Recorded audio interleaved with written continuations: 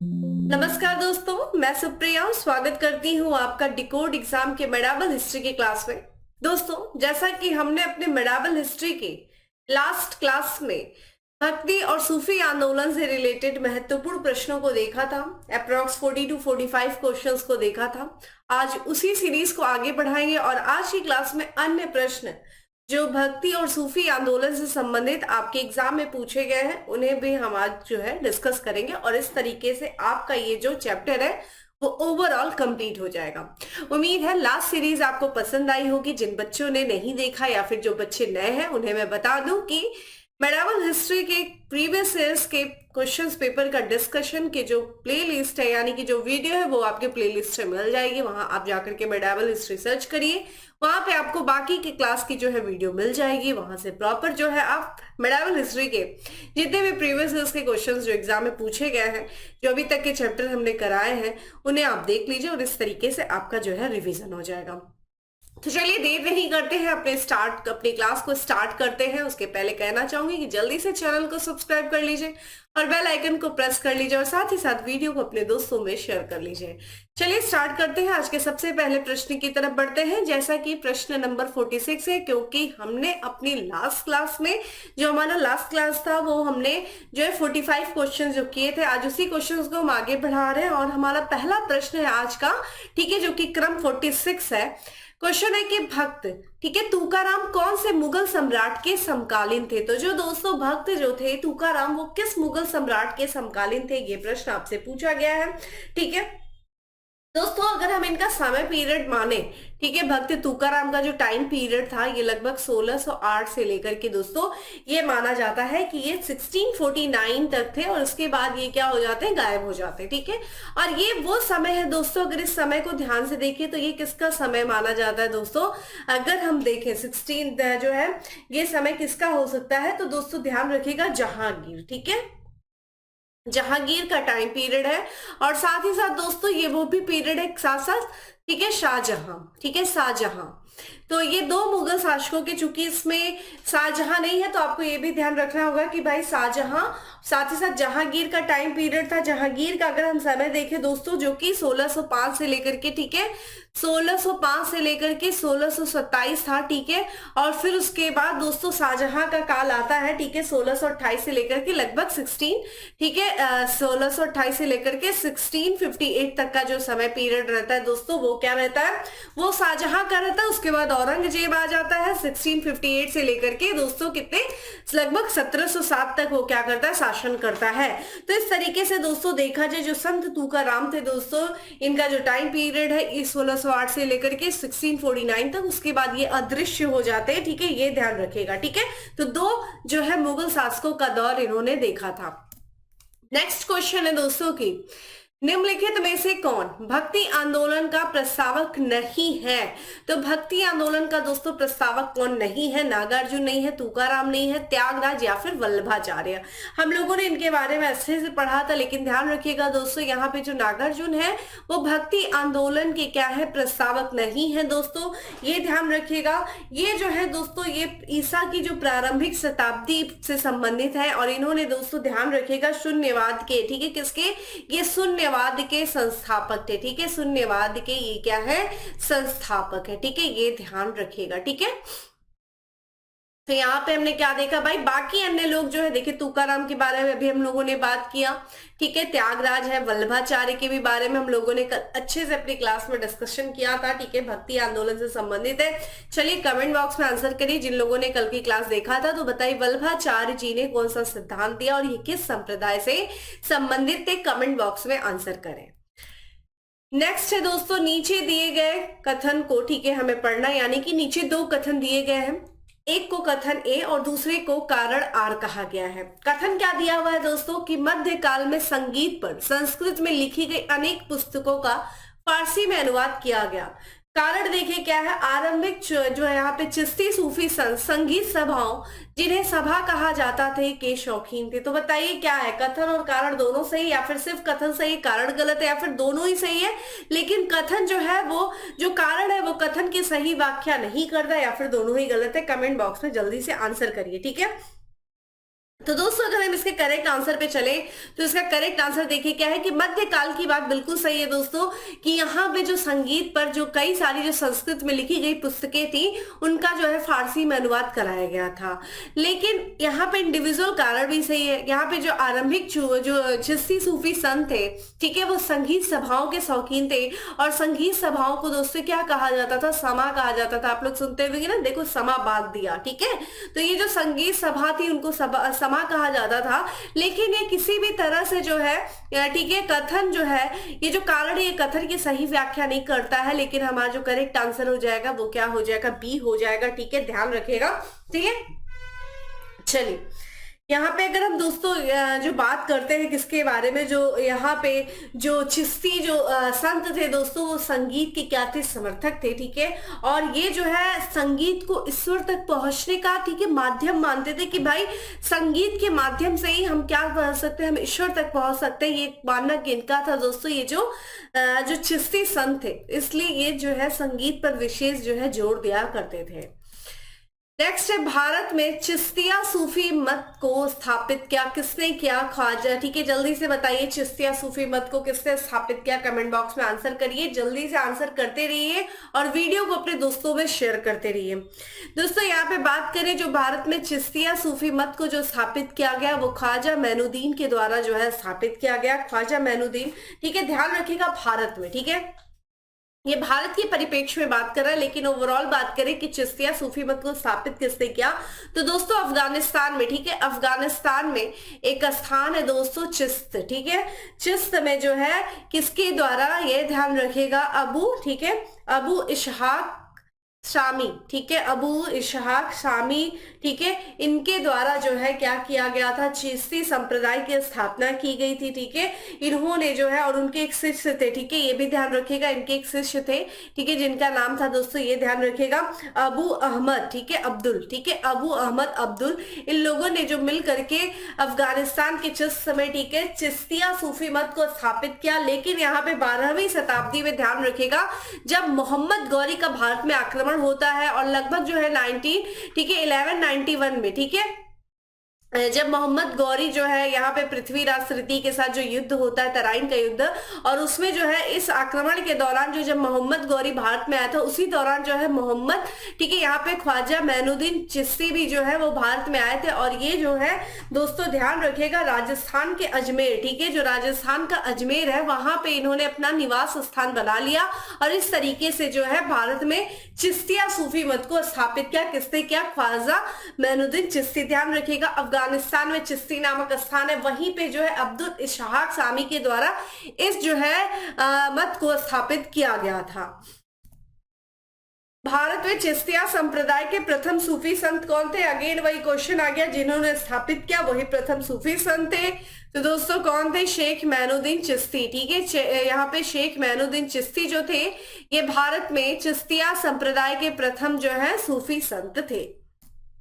Next है, निम्नलिखित सूफी संतों में से कौन एक सर्वप्रथम अजमेर में बस गया। देखिए अभी हम लोगों ने बात किया कि मोहम्मद गौरी के साथ, ठीक है, यहाँ पे जो है मैनुद्दीन चिश्ती जो है भारत आते हैं और उन्होंने जो है चिश्तिया संप्रदाय की स्थापना भारत में किया और वो आकर के राजस्थान के अजमेर में क्या हुए थे दोस्तों, बस गए थे। तो करेक्ट आंसर क्या हो गया दोस्तों, शेख मैनुद्दीन चिश्ती की जो दरगाह है दोस्तों वो अजमेर में है, ठीक है, ये ध्यान रखिएगा।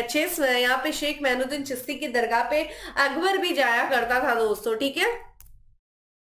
नेक्स्ट है यहाँ पे, निम्नलिखित में से कौन सूफीवाद की चिश्तिया शाखा का संस्थापक है, ठीक है। यहाँ पे ध्यान रखिएगा, प्रश्न ये है दोस्तों कि सूफीवाद की जो चिश्तिया शाखा है उसका संस्थापक कौन है, ये आपसे पूछा जा रहा है। ध्यान रखिएगा ये भारत के परिप्रेक्ष्य में नहीं पूछा जा रहा है, अगर भारत के परिप्रेक्ष्य में पूछा जाएगा तो आप ध्यान रखिएगा, ठीक है, यहाँ पे मैनुद्दीन चिश्ती आ जाएगा। लेकिन चूंकि सूफियावाद की जो चिश्तिया शाखा का संस्थापक माना जाता है, मैंने स्टार्टिंग में ही आपको बता दिया दोस्तों, ठीक है, यहाँ यहाँ पे ख्वाजा अब्दुल, ठीक है, देखिए जो है ख्वाजा अबू अब्दा, ठीक है, अब्दाल है, और उनके जो ये थे और कौन थे, अबू इशहाक जो है, ठीक है, शामी और चिश्ती, ठीक है, और साथ ही साथ इनके जो शिष्य थे, ठीक है, ये इन्हीं के शिष्य थे। ये शिष्य है दोस्तों किसके, ये जो अबू इशहाक शामी चिश्ती के ये शिष्य है ख्वाजा अब्दुल, ठीक है, अबू अब्दाल, और इन्हीं के द्वारा, इन लोगों के द्वारा जो है सूफीवाद की चिश्तिया शाखा का स्थापना किया गया। हमने बात किया कि अफगानिस्तान के चिश्ती में है ये चीज जरूर ध्यान रखिएगा, ठीक है। चलिए नेक्स्ट है दोस्तों, ख्वाजा मैनुद्दीन चिश्ती किसके शिष्य थे, ठीक है, बताइए किसके ये शिष्य थे। अभी हम लोगों ने बात किया किसके, तो ये ध्यान रखिएगा दोस्तों, यहाँ पे जो ख्वाजा उस्मान हारूनी, ठीक है, यहाँ पे जो है ये ख्वाजा उस्मान हारूनी के शिष्य थे दोस्तों, कौन, किसके, जो है ख्वाजा मैनुद्दीन चिश्ती, ठीक है, ये ध्यान रखिएगा। और ये जो है इनका जन्म जो दोस्तों ध्यान रखिएगा, अगर हम बात करें ख्वाजा मैनुद्दीन चिश्ती का जो जन्म हुआ था दोस्तों, ये अफगानिस्तान में हुआ था, ठीक है, अफगानिस्तान का जो दक्षिणी प्रांत है जिसका नाम है साजिस्तान, ठीक है, साजिस्तान में जो है इनका जन्म हुआ था दोस्तों लगभग 1136 में। और मैंने आपसे बात किया कि लगभग 1991 में मैनुद्दीन चिश्ती जो है मोहम्मद गौरी के साथ ये भारत आए थे, ठीक है। और ये देखा जाए तो ये किसके शिष्य थे, तो ख्वाजा उस्मान हारूनी की ये शिष्य थे, ठीक है। नेक्स्ट है ख्वाजा मैनुद्दीन चिश्ती शिष्य थे, अगेन वही क्वेश्चन आ गया दोस्तों, तो हम किस पे चलेंगे, करेक्ट आंसर इस सी है, ख्वाजा, ठीक है, उस्मान हारूनी के ये क्या थे, शिष्य थे, ठीक है, कौन, ख्वाजा मैनुद्दीन चिश्ती। बहुत इंपॉर्टेंट ये नेम है, इनसे रिलेटेड जितना भी तथ्य एक जगह लिख करके याद कर लीजिएगा। नेक्स्ट, अजमेर के ख्वाजा मैनुद्दीन चिश्ती की दरगाह पर नजर या भेंट भेजने वाला प्रथम मराठा सरदार कौन थे, ठीक है, तो वो कौन से प्रथम मराठा सरदार थे जिन्होंने अजमेर के जो संत हैं, ठीक है, अजमेर के, ठीक है, जो ख्वाजा मैनुद्दीन चिश्ती की जो दरगाह है वहां पर इन्होंने नजर या फिर भेंट भेजा था। और ये भेंट भेजने वाले पहले मराठा सरदार के बारे में पूछ रहा है, तो जल्दी से कमेंट बॉक्स में आंसर करिए दोस्तों। तो इसका दोस्तों जो करेक्ट आंसर हो जाएगा वो ये है बी, ठीक है, जो शिवाजी के जो पौत्र हैं यानी कि जो पोते थे, ठीक है, राजा साहू, ठीक है, राजा साहू जो है ये प्रथम मराठा थे जिन्होंने अजमेर में ख्वाजा मैनुद्दीन चिश्ती की दरगाह पे क्या किया था दोस्तों, भेंट भेजा था, ठीक है, ये ध्यान रखिएगा, ठीक है। चलिए अगले प्रश्न की तरफ बढ़ते हैं। नेक्स्ट क्वेश्चन है, शेख निजामुद्दीन औलिया शिष्य थे, किसके शिष्य थे, ठीक है, शेख निजामुद्दीन औलिया शिष्य थे। तो देखिए अभी हम लोगों ने निजामुद्दीन, ठीक है, यहाँ पे हमने किसके बारे में पढ़ा, ठीक है, मैनुद्दीन चिश्ती के बारे में पढ़ा। अब बात कर रहे हैं, ठीक है, शेख निजामुद्दीन औलिया के बारे में। दोस्तों शेख निजामुद्दीन औलिया, ठीक है, इनके बारे में अगर हम बात करें तो देखिए ये बाबा फरीद के शिष्य थे, ठीक है, ध्यान रखिएगा किसके शिष्य थे दोस्तों, तो ये बाबा फरीद के शिष्य थे, ठीक है।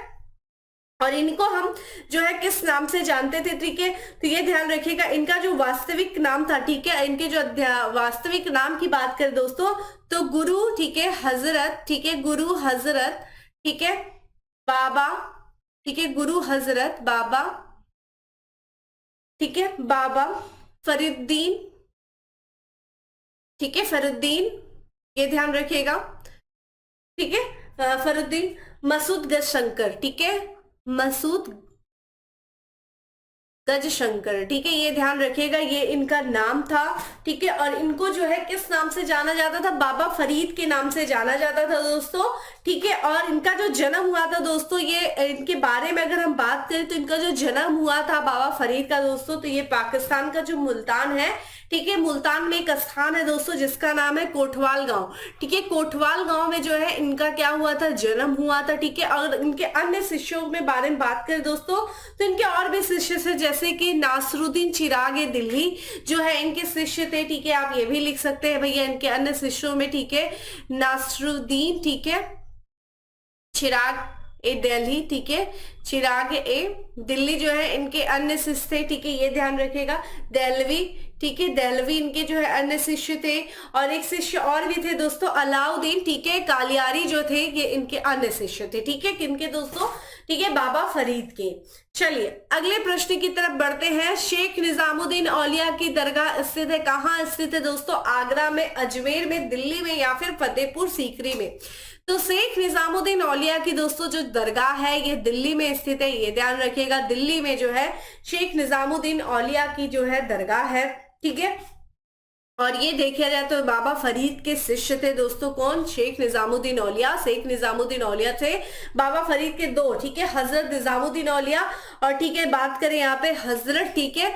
अन्य जो शिष्य थे कौन थे, अलाउद्दीन, ठीक है, साबिर। इन दो अन्य शिष्य थे किसके दोस्तों, बाबा फरीद के, इनके बारे में बात करें, ठीक है। और निजामुद्दीन औलिया जो है बाबा फरीद की ही तरह, ठीक है, अगर बात करें अपने उद्देश्यों को, इनके जो उद्देश्य होते थे वो मानव हृदय में उतर जाते थे, इतना अच्छा ही उपदेश दिया करते थे, ठीक है। और इनके बारे में बात करें निजामुद्दीन औलिया की दोस्तों जो मृत्यु हुई थी वो 1300, ठीक है, लगभग 25 ईस्वी में हुई थी, ठीक है। और इनको जो दफनाया गया था वो ग्यासपुर, ठीक है, दिल्ली के ग्यासपुर में जो है, ठीक है, इनको जो है दफनाया गया था। यहीं पे जो है इनका क्या है दोस्तों, दरगाह है, ठीक है, किसका दोस्तों, शेख निजामुद्दीन औलिया का। नेक्स्ट है दोस्तों, नीचे दो वक्तव्य दिए गए हैं जिनमें एक को कथन ए और दूसरे को कारण आर कहा गया है। पहला कथन क्या है दोस्तों, भारत में सूफियों के चिश्ती धर्म संघ का प्रवर्तक और सर्वप्रथम व्यक्ति ख्वाजा मोइनुद्दीन चिश्ती है। तो सूफियों के जो है चिश्ती धर्म संघ के प्रवर्तक, ठीक है, और सर्वप्रथम प्रमुख व्यक्ति कौन थे दोस्तों, इसमें क्या बताया जा रहा है, मोइनुद्दीन चिश्ती है। कारण क्या है, चिश्ती धर्म संघ ने अपना नाम अजमेर में स्थित ग्राम चिश्ती से लिया है। देखिए दूसरा तो बिल्कुल ही गलत हो गया, स्टार्टिंग में दोस्तों मैंने बता दिया आपको कि ये जो चिश्ती ग्राम था दोस्तों ये अजमेर में नहीं है दोस्तों, ये तो अफगानिस्तान में है, ठीक है, अफगानिस्तान में है, ठीक है। तो ये तो गलत हो गया, तो हमें तो ये निकल गया, ठीक है। तो किसी भी एंगल से अगर देखा जाए दोस्तों तो यहाँ पे, ठीक है, ये गलत हो जाएगा, ठीक है, ये भी। तो हमारे लिए अगर करेक्ट आंसर की तरफ हम बढ़े दोस्तों तो करेक्ट आंसर देखिए यहाँ पे, ये करेक्ट आंसर बिल्कुल है दोस्तों कि भारत में सूफियों के, ठीक है, चिश्ती धर्म संघ के जो प्रवर्तक और सरप्रमुख जो व्यक्ति रहे दोस्तों वो मोइनुद्दीन चिश्ती रहे। तो करेक्ट आंसर सी है, ठीक है, ये ध्यान रखिएगा यहाँ पे जो, क्योंकि आर तो गलत हो गया क्योंकि जो चिश्ती जो ग्राम है वो अजमेर में नहीं है दोस्तों, ठीक है, वो कहाँ पे, अफगानिस्तान में, ठीक है, ये ध्यान रखिएगा। चलिए अगले प्रश्न की तरफ बढ़ते हैं और अगला हमारा प्रश्न है दोस्तों की, जिस सूफी संत की मान्यता थी कि भक्ति संगीत ईश्वर के निकट पहुंचने का एक साधन है वो कौन है। तो कौन मानता था दोस्तों कि जो संगीत है वो ईश्वर के निकट पहुंचने का एक साधन है, ऐसा मानना किस सूफी संत की ये मान्यता थी। ऑप्शंस आपके सामने, आईएएस प्री 1996 में ये प्रश्न पूछा गया था और देखिए बार बार क्वेश्चन रिपीट किए जाते हैं और यही कारण है कि हम प्रीवियस इसके क्वेश्चंस को डिस्कस यहाँ पे कर रहे हैं। तो दोस्तों ध्यान रखिएगा ये मानना था मोइनुद्दीन चिश्ती का, ठीक है, ये मान्यता थी दोस्तों मोइनुद्दीन चिश्ती। ये मानते थे कि संगीत के माध्यम से, ठीक है, हम ईश्वर के निकट पहुंच सकते हैं, ठीक है। और अगर हम बात करें, ठीक है, तो वे क्या है, ये देखा जाए तो ये जो अद्वैतवाद, ठीक है, ध्यान रखिएगा जो शंकराचार्य का दोस्तों अद्वैतवाद की जो मान्यता थी, ठीक है, जो परंपरागत नियम थे उन पर भी ये क्या करते थे, विश्वास करते थे। कौन दोस्तों, मोइनुद्दीन चिश्ती, ठीक है। और ये मानते थे दोस्तों ये समा, देखिए यहाँ पे जो है सूफी जो थे संगीत को क्या कहते थे, समा कहते थे। ये भी आपसे पूछा जा सकता है भाई समा क्या था, संगीत था, ठीक है। ये संगीत में विश्वास करते थे और इनका मानना था कि भाई हम संगीत के माध्यम से ईश्वर के निकट पहुंच सकते हैं। मैंने लास्ट क्लास में बोला भी था कि जोधा अकबर का वो गाना ख्वाजा मेरे ख्वाजा जरूर सुनिएगा, बहुत ही अच्छा गाना है। सच में ऐसा लगता है कि कोई चीज अंदर से जो है आपको झकझोर रही है, ऐसा वो सॉन्ग है, ठीक है। चलिए अगले प्रश्न की तरफ बढ़ते हैं और नेक्स्ट क्वेश्चन है दोस्तों हमारा की निम्न में से कौन चिश्ती सिलसिले से संबद्ध नहीं है, यानी कि किसका संबंध जो है वो चिश्ती सिलसिले से नहीं है। ऑप्शंस आपके सामने है, ख्वाजा कुतुबुद्दीन बख्तियार काकी, ये वही है जिनके याद में कुतुबुद्दीन ऐबक ने कुतुब मीनार का निर्माण का कार्य किया था।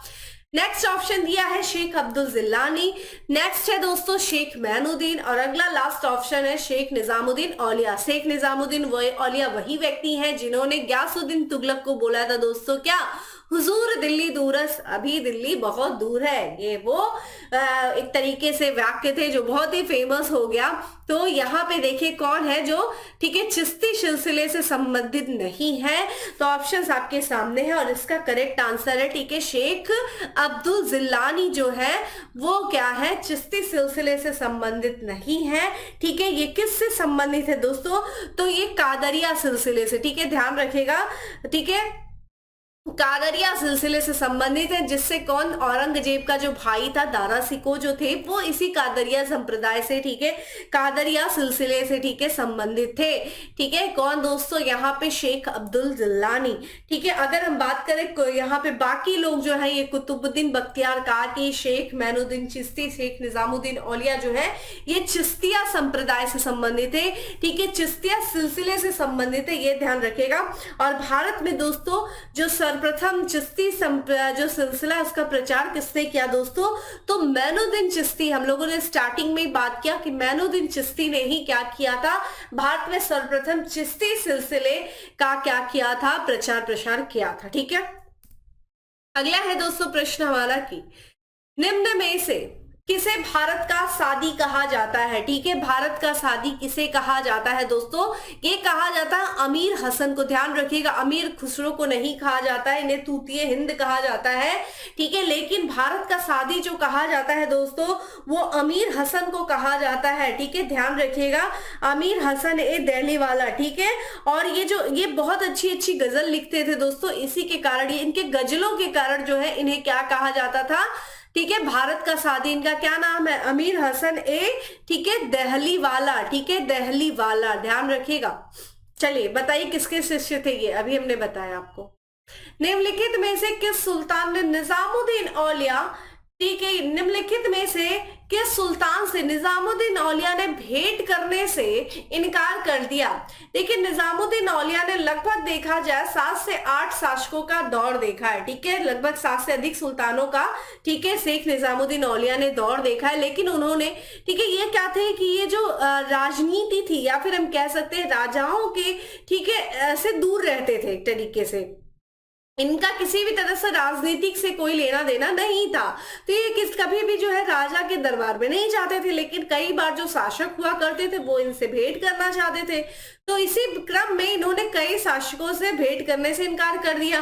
तो इन्होंने जो है किसको भेंट करने से इनकार कर दिया दोस्तों, तो ये ध्यान रखिएगा, इन्होंने जो है अलाउद्दीन खिलजी को, ठीक है, अलाउद्दीन खिलजी जो खिलजी वंश का शासक था दोस्तों, उससे जो है इन्होंने भेंट करने से इनकार कर दिया। ठीक है, इसके पहले भी, ठीक है, ध्यान रखिएगा, इन्होंने और भी, ठीक है, जो है शासकों से भेंट करने का जो है इनकार कर दिया था। अलाउद्दीन खिलजी ने दोस्तों इनसे जो है आग्रह किया, ठीक है, कि भाई मैं आपसे मिलना चाहता हूं। तो इन्होंने एक जवाब दिया, ठीक है, उत्तर दिया कि भाई मेरे मकान में 2 दरवाजे हैं, अगर एक दरवाजे से शासक अंदर आएगा तो मैं दूसरे दरवाजे से बाहर चला जाऊंगा। इनके जो यहाँ पे जो है निजामुद्दीन औलिया के जो दोस्तों शिष्य थे, ठीक है, जो अमीर खुसरो जो इनके प्रिय शिष्य थे दोस्तों, ये भी ध्यान रखिएगा, जब इनकी मृत्यु हुई तो कहा जाता है उसके दूसरे ही दिन, ठीक है, अमीर खुसरो की भी मृत्यु हो जाती है। तो इनके जो प्रिय शिष्य थे दोस्तों, ठीक है, जो प्रिय शिष्य थे अमीर खुसरो, ठीक है, अमीर खुसरो के माध्यम से बहुत से जो है शासकों ने प्रयास किया, ठीक है, कि भाई हमें निजामुद्दीन औलिया से जो है भेंट करा दो। लेकिन ये क्या होता था, जब भी इनसे कोई मिलने आता था तो ये अजोधन में चले जाते थे। ठीक है, तो अमीर खुसरो ने भी 6 से 7 8 जो है लगभग 7 शासकों का दौर देखा है। तो ये भी कई बार पूछा जाता है एग्जाम में भाई कि किसने जो है किस जो है संत ने, सूफी संत ने जो है 7 से 8 शासकों का दौर देखा है। तो निजामुद्दीन औलिया ने देखा है, उनके प्रिय शिष्य अमीर खुसरो ने भी देखा है। ठीक है, और ये जो वक्तत्व है कि मेरे घर में 2 दरवाजे हैं, ये इन्होंने अलाउद्दीन खिलजी के लिए बोला था। ठीक है, चलिए अगला है प्रश्न दोस्तों की, कौन सूफी संत महबूब इलाही, इलाही मतलब अल्लाह यानी कि ईश्वर, और महबूब इलाही यानी कि ईश्वर का प्रिय कहलाता था, कौन कहलाता था दोस्तों, बताइए कौन सा सूफी संत था जिसे महबूब इलाही कहा जाता था। ये कहा जाता था दोस्तों शेख निजामुद्दीन औलिया को। ठीक है, शेख निजामुद्दीन औलिया को कहा जाता था महबूब इलाही। ठीक है, शेख निजामुद्दीन औलिया दोस्तों किसके ये शिष्य थे दोस्तों, तो ये ध्यान रखिएगा शेख फरीद के ये शिष्य थे। ठीक है, किसके शिष्य थे दोस्तों, ये ध्यान रखिएगा, ये भी ध्यान रखिएगा, शेख फरीद के शिष्य थे। ठीक है, शेख फरीद के ये शिष्य थे निजामुद्दीन औलिया, और निजामुद्दीन औलिया के शिष्य कौन थे दोस्तों, अमीर खुसरो थे। ठीक है, ये ध्यान रखिएगा। ठीक है, और इनको दोस्तों ये भी ध्यान रखिएगा, इनको अन्य चीज भी कहा जाता था, संतों का राजा भी कहा जाता था। इन्हें क्या कहा जाता था दोस्तों, संतों का राजा, यानी कि इनको सुल्तान ए औलिया भी कहा जाता था। ठीक है, क्या कहा जाता था, सुल्तान ए औलिया। ठीक है, ध्यान रखिएगा, सुल्तान औलिया भी कहा जाता था, यानी कि संतों का राजा भी कहा जाता था इनको। किसे दोस्तों? निजामुद्दीन औलिया को। ये भी पूछा जा सकता है आपसे, ठीक है। चलिए, निम्नलिखित में से कौन से सूफी संत महबूब इलाही के नाम से जाने जाते थे? फिर से वही प्रश्न आ गया दोस्तों, तो ध्यान रखिएगा। निजामुद्दीन औलिया को दोस्तों जो है, ठीक है, यहाँ पे जो है किसे कहा जाता था? महबूब इलाही। तो दोस्तों ध्यान रखिएगा, निजामुद्दीन औलिया, ठीक है, शेख जो निजामुद्दीन औलिया को दोस्तों जो है क्या महबूब इलाही यानी कि ईश्वर का प्रिय, और किस नाम से जाना जाता था दोस्तों? यहाँ पे संतों का राजा सुल्तान अल जो है इलाही के भी नाम से जाना जाता था। किसे दोस्तों? निजामुद्दीन औलिया को, ठीक है। चलिए नेक्स्ट दोस्तों, शेख फरीद का सर्वाधिक ख्यातिलब्ध शिष्य जिसने दिल्ली के 7 सुल्तानों का शासन देखा था। देखिए अभी हमने बात किया कि शेख फरीद का शिष्य कौन था दोस्तों? निजामुद्दीन औलिया थे। निजामुद्दीन औलिया के शिष्य कौन थे दोस्तों? अमीर खुसरो थे, जिन्हें तूतिए हिंद कहा जाता था। तो यहाँ पे हमें आंसर मिल गया दोस्तों, निजामुद्दीन औलिया। दोस्तों निजामुद्दीन औलिया की बात करें दोस्तों, तो इन्होंने जो है दोस्तों ध्यान रखेगा कि इन्होंने जो है सर्वाधिक जो है सुल्तानों का शासन देखा था, दिल्ली के 7 सुल्तानों का शासन देखा है, और ये शेख फरीद के जो है सर्वाधिक जो है ख्याति लब्ध शिष्य थे, ठीक है। चलिए अगला प्रश्न है कि निम्न में से किस सूफी संत के विचारों को सिखों के धर्म ग्रंथ आदि ग्रंथ में संकलित किया गया है? यहां से देखिए प्रश्न भी आपसे पूछा जा सकता है कि भाई सिखों का धर्म ग्रंथ क्या है दोस्तों? आदि ग्रंथ। और आदि ग्रंथ में किस सूफी संत के विचारों को संकलित किया गया है? ऑप्शंस आपसे पूछा जा रहा है, जल्दी से कमेंट बॉक्स में आंसर करिए और वीडियो को शेयर करते हुए रहिए दोस्तों। इसका जो करेक्ट आंसर है वो है, ठीक है, ठीक है, फरीदुद्दीन गज ए शक्कर, ठीक है। इनके जो विचार है इनको जो है सिखों के धर्म ग्रंथ आदि ग्रंथ में क्या किया गया है दोस्तों? संकलित किया गया है, ठीक है, फरीदुद्दीन गंज ए शक्कर। दोस्तों ये, ठीक है, बलबन के दामाद थे, ये भी ध्यान रखिएगा, बलबन के, ठीक है, ये दामाद थे, ठीक है, ये दामाद थे, तो ये भी ध्यान रखिएगा, ठीक है, बलबन के दामाद थे। और इनके बारे में बात करें दोस्तों तो ये किस सिलसिले से संबंधित थे? ठीक है, तो ये चिश्ती सिलसिले से, ठीक है, किससे दोस्तों? तो ये चिश्ती सिलसिले से, ठीक है, संबंधित थे, ठीक है, ये ध्यान रखिएगा, चिश्ती सिलसिले से ये संबंधित थे। और यहाँ पे हम बात करें दोस्तों इनका सबसे महत्वपूर्ण योगदान, ठीक है, वे रचनाएं हैं, ठीक है, जो यहाँ पे जो गुरु ग्रंथ साहिब में जो संकलित की गई है, ये ध्यान रखिएगा, ठीक है। और ये बलबन के दामाद थे, हमने ये भी आपको बताया, ठीक है। चलिए अगला है प्रसिद्ध संत सलीम चिश्ती रहते थे। देखिए सलीम चिश्ती के आशीर्वाद से कहा जाता था अकबर को जो है, ठीक है, क्या जहांगीर, ठीक है, जो संतान उत्पन्न हुई थी, सलीम जो है बचपन का नाम भी था जहांगीर का। तो प्रसिद्ध जो संत थे सलीम चिश्ती कहाँ रहते थे? फतेहपुर सीकरी, ठीक है, फतेहपुर सीकरी नगर को भी इसीलिए बसाया गया, ठीक है, अकबर के द्वारा, ठीक है, ये ध्यान रखेगा। और ये चिश्तिया शाखा के अंतिम, ठीक है, ध्यान रखेगा, ये किससे संबंधित है दोस्तों? तो ये चिश्ती शाखा से ही संबंधित है। और चिश्ती शाखा के क्या है दोस्तों? ये अंतिम, ठीक है, सूफी संत में से एक रहे हैं, ठीक है। और इनको देखा जाए दोस्तों, और वहां जो है ये ध्यान रखेगा इनके बारे में, इनके बारे में अगर बात किया जाए तो ये दोस्तों बहुत समय तक, ठीक है, बहुत समय तक ये अरब में रहे थे। और इनको जो है अरब में, ठीक है, शेख अल हिंद कहा जाता था, ठीक है, क्या कहा जाता था दोस्तों? शेख अल हिंद के नाम से इनको जो है जाना जाता था। बाद में ये जो है भारत आते हैं, भारत में आगरा में रहते हैं, आगरा के ही लगभग पास में, ठीक है, फतेहपुर सीकरी जो है नगर बसाया जाता है अकबर के द्वारा। और यहीं पे जो है ये, ठीक है, ये प्रसिद्ध संत सलीम चिश्ती रहा करते थे, ठीक है। अगला है दोस्तों, निम्नलिखित में से किसे शेख अल हिंद की पदवी प्रदान की गई थी? देखिए अभी हम लोगों ने बात किया शेख अल हिंदी की जो पदवी प्रदान की गई थी दोस्तों, वो शेख सलीम चिश्ती को प्रदान की गई थी। करेक्ट आंसर इज डी है, ठीक है। चलिए नेक्स्ट है, निम्नलिखित में से किसे चिश्ती संत को चिराग दिल्ली, ठीक है ध्यान रखिएगा, दिल्ली का चिराग किसे कहा जाता था भाई, किस चिश्ती संत को दिल्ली का चिराग, चिराग दिल्ली कहा जाता था? जल्दी से कमेंट बॉक्स में आंसर करिए दोस्तों। ये कहा जाता था नासरुद्दीन को, ठीक है, किसे कहा जाता था दोस्तों? नासरुद्दीन, जो कि एक चिश्ती संत थे और इनको कहा जाता था दोस्तों चिराग दिल्ली। और ये निजामुद्दीन औलिया के शिष्य थे दोस्तों। ये किसके सिद्ध थे? ये देखिए इन्हीं के ये क्या थे? शिष्य थे, ठीक है, किसके? निजामुद्दीन औलिया की शिष्य थे, ठीक है, नासरुद्दीन। और इनको जो है चिराग दिल्ली अर्थात दिल्ली का चिराग कहा जाता था, ठीक है। नेक्स्ट है दोस्तों, निम्नलिखित में से कौन सा सही सुमलित नहीं है? एक तरफ दिया है भाई जो संत थे, जो सूफी संत थे उनके बारे में, और वो कहां से संबंधित है ये दिया। मोइनुद्दीन चिश्ती की दरगाह दोस्तों कहां पे है, जल्दी से बताइए। ये देखिए अजमेर में है, देखिए अजमेर में। आपको कई सेलिब्रिटीज लोग इनकी दरगाह पे जाते हुए दिखाई देते हैं। जब भी उनकी फिल्म वगैरह रिलीज होती होगी तो आप देखते होंगे कि वो मोइनुद्दीन चिश्ती की दरगाह पे जाते, जो कि अजमेर में, अजमेर राजस्थान में। तो पहला ऑप्शन हमारा करेक्ट है। दूसरा, शेख बुरहानुद्दीन गरीब, जो कि दौलताबाद के बारे में तो आप लोगों ने सुना ही होगा, है ना, मोहम्मद बिन तुगलक के समय में, ठीक है, दिल्ली से दौलताबाद। तो क्या इनकी जो मजार है, ठीक है, जो दरगाह है वो यहाँ पे है, ठीक है। तो इसका भी जो करेक्ट आंसर है सही है भाई। नेक्स्ट है शेख महमूद, ठीक है, महमूद हुसैनी, क्या ये गुलबर्गा में इनकी दरगाह है? बिल्कुल करेक्ट है। देखिए निजामुद्दीन औलिया यहीं पे आगे, मुल्तान कहां से हो गया भाई? निजामुद्दीन औलिया की दरगाह तो दिल्ली में, अभी तो हम लोगों ने बात किया। तो यहाँ पे इनकरेक्ट क्या हो जाएगा दोस्तों? ये हो जाएगा डी जो है ये इनकरेक्ट हो जाएगा। बाकी हम बात करें ए भी करेक्ट है, बी भी करेक्ट है, सी भी करेक्ट है, लेकिन डी क्या है?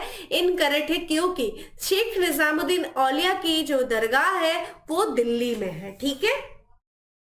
चलिए नेक्स्ट है हमारा दोस्तों सूची 1 को सूची 2 से सुमलित कर लीजिए, ठीक है, करें। नीचे दिए गए कूट से सही उत्तर चुने।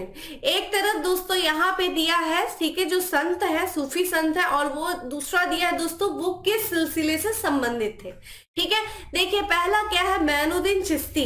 दोस्तों मोइनुद्दीन चिश्ती किससे संबंधित थे बताइए? तो हम लोग लगातार पढ़ रहे हैं भाई, मोइनुद्दीन चिश्ती जो थे वो चिश्तिया, ठीक है, नाम से ही पता चल जा रहा है कि भारत में, ठीक है, चिश्ती संप्रदाय को स्थापित करने वाले कौन थे, ठीक है, मोइनुद्दीन चिश्ती, चिश्तिया, ठीक है। तो यहाँ पे हमें क्या मिल रहा है पहले का? देखिए हमें ऐसे क्वेश्चंस में तुरंत ऑप्शन पे जाना चाहिए और समय बचाते हुए हमें आंसर मिल जाना चाहिए। देखिए हमें यहीं पे मिल गया, कोई भी ऑप्शन नहीं मिल रहा है ऐसा, ठीक है, लेकिन ठीक है ये ध्यान रखिएगा।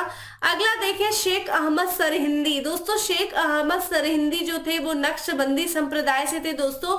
ये बहुत ही कट्टर संप्रदाय थे, ध्यान रखिएगा। ये संगीत को जो है, संगीत से, ये क्या, संगीत बहुत दूर था इनके मतलब सिलसिले में, और औरंगजेब इसी से संबंधित था। दारा सिखो दोस्तों कादरिया संप्रदाय से था, ऑलरेडी हमने बताया दोस्तों। और सोहरावर्दी जो थे शेख शहाबुद्दीन थे, ठीक है, ये ध्यान रखेगा। तो करेक्ट आंसर हमारे लिए क्या हो गया दोस्तों? सी हो गया, ठीक है। चलिए दोस्तों अगले प्रश्न की तरफ बढ़ते हैं, और हमारा नेक्स्ट क्वेश्चन है दोस्तों की भारतीय इतिहास में सूफीवाद के संदर्भ में निम्नलिखित कथनों पर विचार कीजिए। तो यहाँ पे भारत के इतिहास में जो सूफीवाद का जो वो रहा है, ठीक है, जो कुछ भी इतिहास रहा उसके बारे में भाई प्रश्न पूछ रहा है कि सूफीवाद के संदर्भ में क्या चीज सही है, ठीक है। तो हमें सही कथन को यहाँ पे निकालना है। शेख अहमद सरहिंदी इब्राहिम लोदी के समकालीन थे। तो बताइए भाई क्या शेख मोहम्मद सरहिंदी जो थे वो इब्राहिम लोदी के समकालीन थे? जल्दी से बताइए, ठीक है। पहला करेक्ट है, ठीक है, या फिर इनकरेक्ट है? चलिए देखते हैं, आगे चलते हैं, ठीक है। शेख नसरुद्दीन चिराग दिल्ली शेख निजामुद्दीन औलिया के शिष्य थे, ये तो बिल्कुल करेक्ट है। लगातार मैं इस बारे में बात करी थी कि भाई जो शेख नसरुद्दीन चिराग दिल्ली है ये निजामुद्दीन औलिया के शिष्य। अच्छा देखिए दूसरा सही है, तो हमारे लिए इनकरेक्ट क्या क्या हो जाएगा? अच्छा ये तो निकाल ही दीजिए आप, ठीक है, ये निकाल दीजिए। औरंगजेब शेख सलीम चिश्ती का समकालीन था, सही है या गलत है दोस्तों? जल्दी से बताइए। शेख सलीम चिश्ती के समकालीन थे? नहीं भाई, और यहाँ पे शेख सलीम चिश्ती के जो समकालीन थे दोस्तों वो अकबर था, ठीक है, ध्यान रखिएगा। औरंगजेब नहीं था, वो अकबर था। तो तीसरा भी निकल गया, देखिए हमें यहाँ पे तीसरा भी निकल गया, ठीक है। नेक्स्ट है दोस्तों, भारत में सूफियों की कादरी पद्धति सबसे पहले शेख ठीक है नियामतुल्ला और महमूद ठीक है मखदूम मोहम्मद जिलानी द्वारा लागू की गई थी। क्या ये सही है? हाँ जी, ये बिल्कुल सही है। ठीक है, तो दोस्तों ध्यान रखिएगा, ये जो है शेख अहमद सरहिंदी जो है ये इब्राहिम लोदी के समकालीन नहीं थे। ठीक है, ध्यान रखिएगा। ठीक है, तो भाई ये किसके समकालीन थे दोस्तों?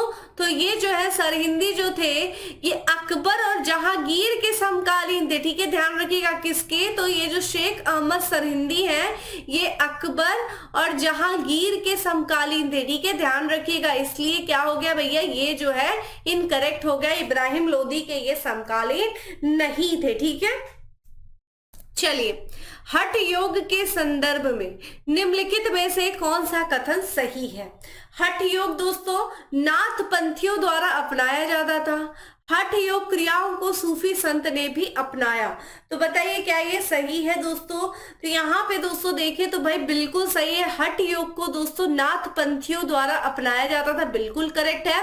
और हठ योग जो क्रिया है इसको सूफी संत ने भी क्या किया था?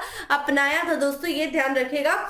हठ योग को दोस्तों, ठीक है, और यहाँ पे अगर नाथ पंथ दिया है दोस्तों तो नाथ पंथ के संत जो है संस्थापक भी आपसे पूछ सकता है, भाई कौन है संस्थापक? ये ध्यान रखिएगा। जो नाथ पंथ है दोस्तों इनके जो संस्थापक रहे हैं वो गुरु ठीक है मस्तेंद्र नाथ रहे हैं। ठीक है, कौन दोस्तों रहे हैं? तो गुरु मस्तेंद्र। ठीक है, यहाँ पे ध्यान रखेगा।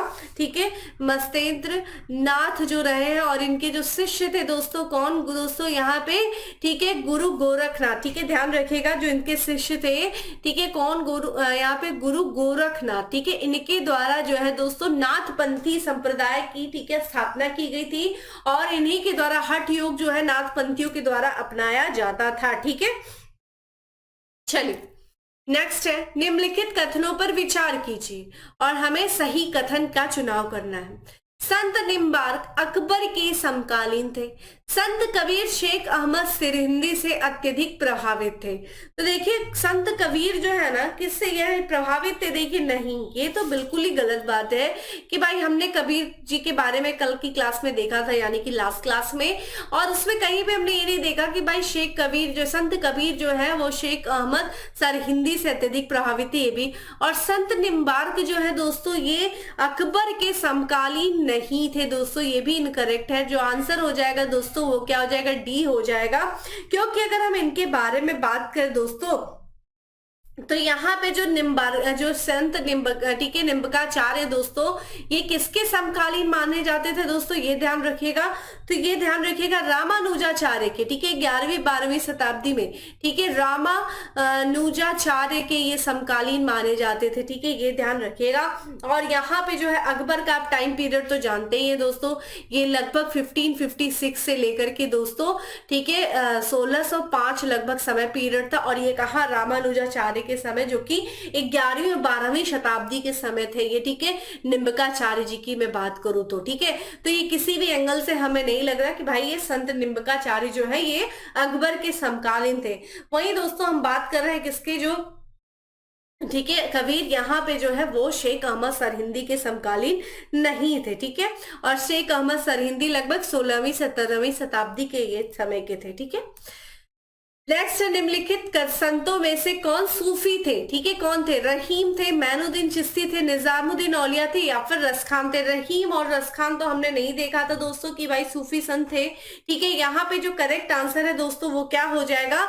ठीक है, मैनुद्दीन चिश्ती और यहाँ पे निजामुद्दीन औलिया, यानी कि करेक्ट आंसर हो जाएगा दोस्तों 2 और 3 जो है ये इसका करेक्ट आंसर हो जाएगा कि जो सूफी संत कौन थे दोस्तों? निजामुद्दीन औलिया और यहाँ पे मैनुद्दीन चिश्ती। ठीक है, और यहाँ पे अगर हम बात करते हैं दोस्तों ठीक है रहीम और रसखान दोस्तों, तो ये मध्यकालीन ठीक है जो मध्यकालीन समय में ठीक है जो बात करें भक्ति धारा के ठीक है हिंदी साहित्य के ये प्रमुख कवि रहा करते थे।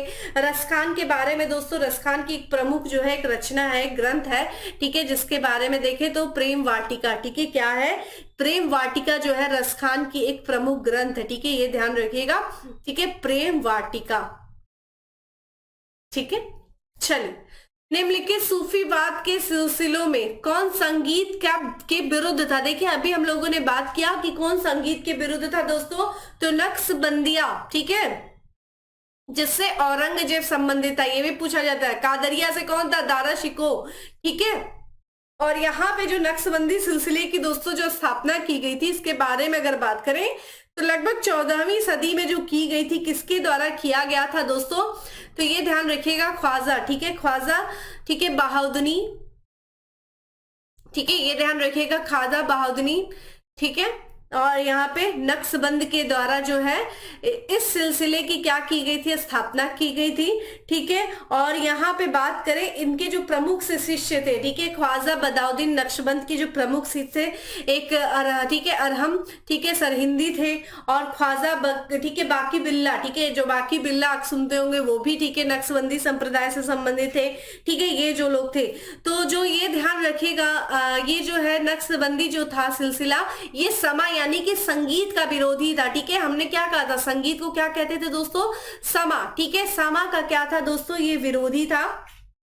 और साथ ही साथ ये अकबर की जो उदार नीतियां थी उसका भी ये विरोध करता था। तो ये भी आपसे पूछा जा सकता है भाई कि यहाँ पे कौन सा सिलसिला था जो अकबर के उदार नीतियों का विरोध करता था, तो वो कौन था दोस्तों? तो नक्शबंदी जो सिलसिला था, और औरंगजेब जो था इसी सिलसिले का अनुयायी था, ठीक है।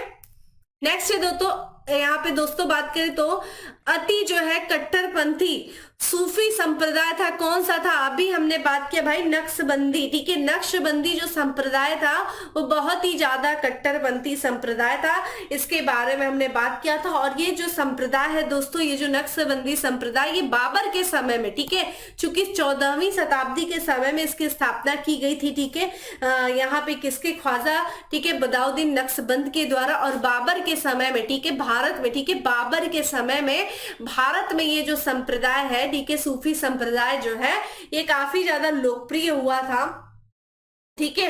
और हमने ये भी बात किया था कि ये देखिए समा का विरोध करता था, अकबर के उदार नीतियों का भी ये विरोध किया करता था, ठीक है, ये ध्यान रखिएगा। अगले दोस्तों, निम्नलिखित युग्मों में से गलत युग्म को पहचानिए।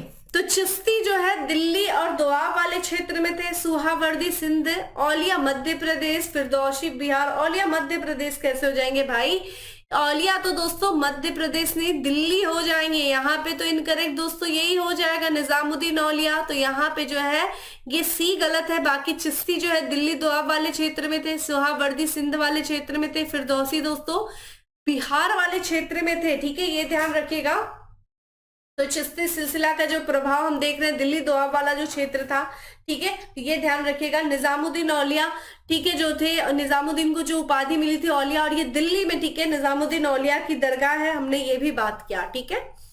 अगला दोस्तों, निम्नलिखित, ठीक है, यार देखिए कितनी बार ये क्वेश्चन रिपीट किया गया है।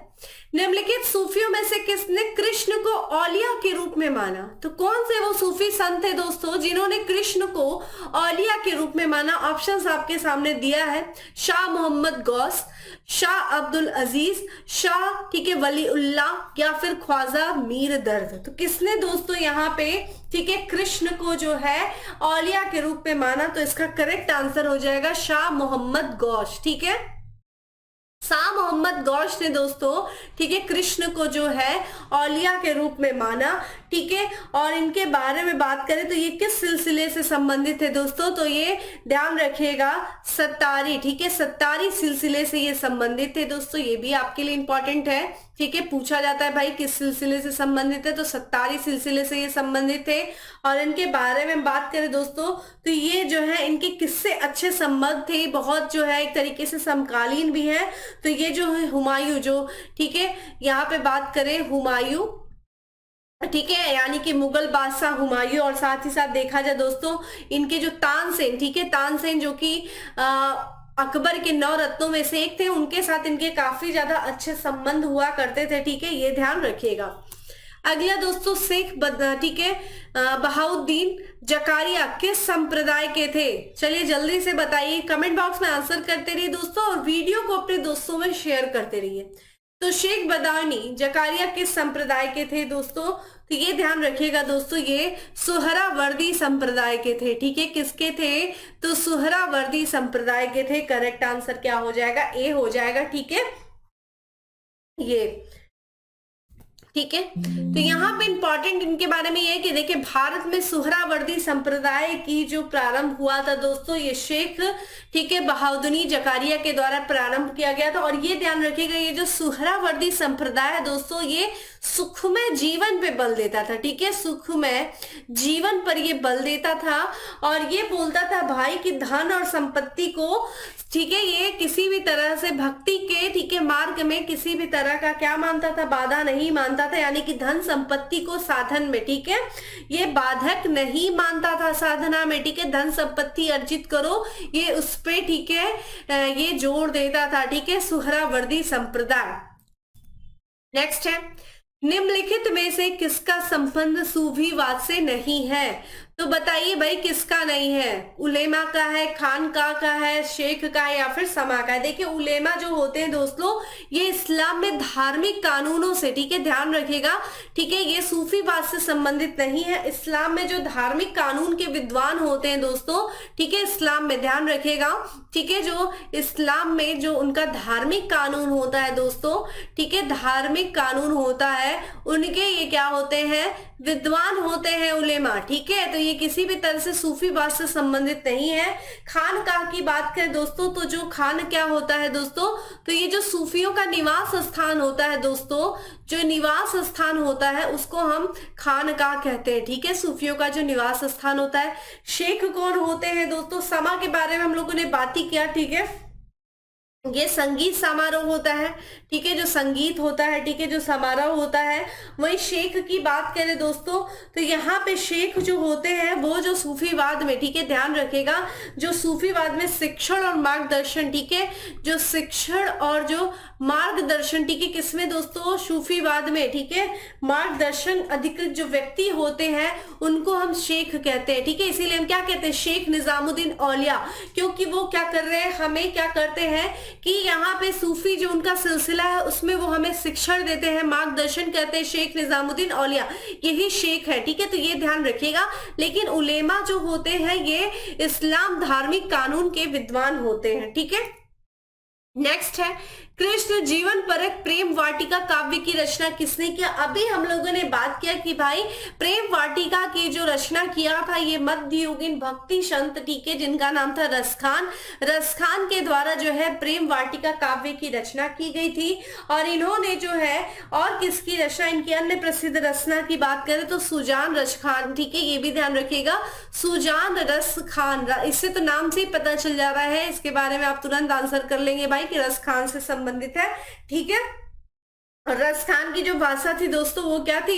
ये विशुद्ध जो है ब्रज भाषा में लिखते थे। ठीक है, इनकी जो भाषा ये भी ध्यान रखिएगा, पूछा जाता है भाई भाषा क्या थी, तो ये विशुद्ध ठीक है, विशुद्ध ब्रज भाषा में। ठीक है, ध्यान रखिएगा, ब्रज भाषा में ये क्या करते थे? रचनाएं करते थे। ठीक है, अगला है प्रश्न दोस्तों यहाँ पे कि निम्न में से कौन एक भक्ति आंदोलन से जुड़ा नहीं है? तो कौन जो है व्यक्ति जो भक्ति आंदोलन से नहीं जुड़ा है दोस्तों? तो यहाँ पे जो है वल्लभाचार्य चैतन्य, गुरु नानक या फिर अमीर खुसरो। दोस्तों अमीर खुसरो जो है ये भक्ति नहीं सूफी जो है सिलसिले से जुड़े हुए हैं। ठीक है, तो चिश्ती संप्रदाय से। और यहाँ पे बात करें बाकी जो है ये भक्ति आंदोलन से जुड़े हुए हैं। ठीक है, तो अमीर खुसरो दोस्तों इनके बारे में बात करें तो इनको तूतिए हिंद कहा जाता था। और ये जो है इनका अगर पूरे नाम की बात किया जाए तो ये भी आपको नाम पता होना चाहिए। इनका जो पूरा नाम था ये अबुल हसन। ठीक है, अबुल हसन। ठीक है, ध्यान रखेगा, यामुनुद्दीन। ठीक है, ठीक है, ध्यान रखिएगा, यामुनुद्दीन खुसरो। ठीक है, यामुनुद्दीन खुसरो जो था ये इनका पूरा नाम था दोस्तों, ये ध्यान रखिएगा। और ये ध्यान रखिएगा अमीर खुसरो निजामुद्दीन औलिया के दोस्तों क्या थे? ठीक है, शिष्य थे, ये भी ध्यान रखिएगा। ठीक है, अगला है ठीक है, 12 मासा की रचना किसने किया था भाई? 12 मासा की रचना किसने किया था दोस्तों? अमीर खुसरो ने, इसामी ने, मलिक मोहम्मद जायसी ने या फिर रस खान ने? दोस्तों 12 मासा की जो रचना की गई थी वो मलिक मोहम्मद जायसी के द्वारा की गई थी। मलिक मोहम्मद जायसी की अगर हम अन्य रचनाओं की बात करें तो पद्मावत, ठीक है, मलिक मोहम्मद जायसी, ये बहुत इंपॉर्टेंट है, पद्मावत, ठीक है। और कौन कौन सी रचना है दोस्तों? ठीक है, अखरावट, ठीक है, ये ध्यान रखेगा, ठीक है, पद्मावत हो गया, अखरावट हो गया, अखरावट, ठीक है। और कौन सी इनकी रचनाएं हो गई? ठीक है, आखिरी कलम, ठीक है, ध्यान रखिएगा, आखिरी कलम, ठीक है, ये भी इनकी रचना है, ठीक है, आखिरी कलम। और अगर हम बात करें दोस्तों ये जो आखिरी कलम में से ही, ठीक है, और अगर हम बात करें ये जो 12 मासा है दोस्तों, ये पद्मावत का ही हिस्सा है, ठीक है, जो 12 मासा है ये इसी का हिस्सा है, किसका दोस्तों? पद्मावत का, ठीक है। चलिए अगले प्रश्न की तरफ बढ़ते हैं। अगला प्रश्न है दोस्तों, सूची 1 को सूची 2 से हमें सम्मिलित करिए, नीचे दिए गए कूट से सही उत्तर चुनिए। एक तरफ सूची दिया हुआ है, नाम दिया हुआ है, ठीक है, दूसरा उनकी रचनाएं दिया हुआ है, ठीक है। यहाँ पे दोस्तों देखते हैं, यहाँ पे जो है पहला क्या है? मुल्ला दाऊद, ठीक है, फिर दूसरे क्या है? दामोदर कवि, सोमनाथ, अमीर खुसरो। चलिए जल्दी से बताइए दोस्तों, यहाँ पे जो मुल्ला दाऊद है दोस्तों उनकी बात करें तो यहाँ पे जो है चंदायन, यानी कि पहले का पहला ही हो जाएगा, ठीक है। फिर ये दामोदर कवि की बात करें दोस्तों तो पद्मावती कथा, क्या यहीं से हमें आंसर मिल जाएगा? नहीं मिल रहा, देखिए ये तो 2 निकाल दीजिए, ठीक है। अब हमें या तो ए या तो बी आंसर होगा। सोमनाथ की रचना दोस्तों कौन सी है? तो राग विभोर, ठीक है, विबोध जो है ये सोमनाथ की रचना है, ठीक है। आशिका की बात करें दोस्तों तो ये अमीर खुसरो की रचना है। काफी एक तरीके से टफ क्वेश्चन मैं कह सकती हूँ, ठीक है, था ये।